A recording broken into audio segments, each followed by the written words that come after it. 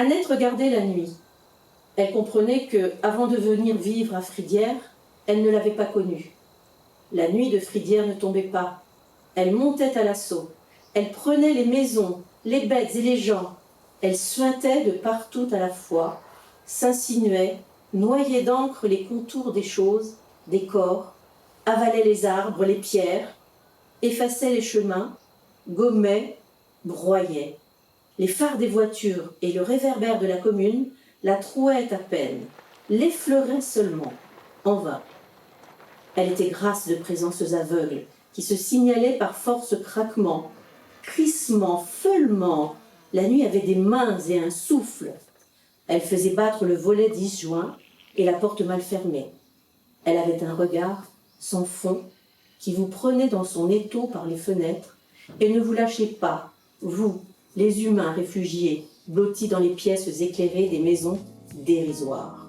J'ai choisi l'annonce de Marie-Hélène Lafont simplement parce que c'est une auteure que j'aime beaucoup de par le travail qu'elle fait sur l'écriture. Ça paraît assez banal, mais elle permet au lecteur de s'enrichir par la façon qu'elle a de construire ses phrases et en même temps de nous délasser parce qu'elle nous fait pénétrer dans son univers. Elle vient d'un milieu rural, elle est issue du Cantal et je trouve qu'elle parle merveilleusement de la nature, des hommes qui y vivent, des femmes qui y vivent, qui y travaillent et j'apprécie vraiment beaucoup ce type de littérature.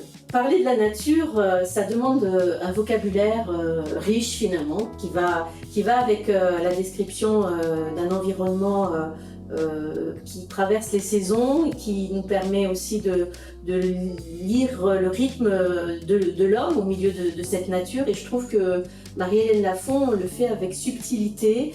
On traverse les lieux, les saisons, les épisodes de vie avec beaucoup de bonheur parce qu'elle a cette écriture qui me convient parfaitement.